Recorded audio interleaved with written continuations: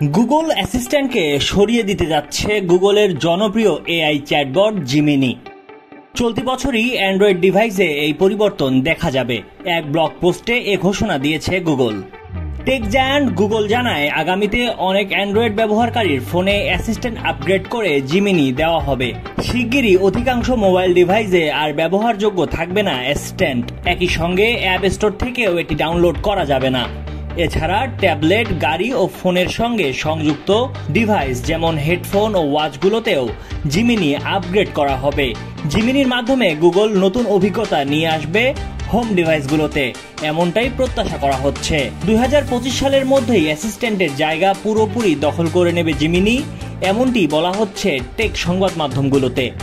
Google আরও জানিয়েছে, এর আগে অ্যাসিস্ট্যান্ট ব্যবহারকারীরা যেসব সুবিধা উপভোগ করতেন সেসব ফিচার জিমিনিতে আরও উন্নতভাবে পাওয়া যাবে।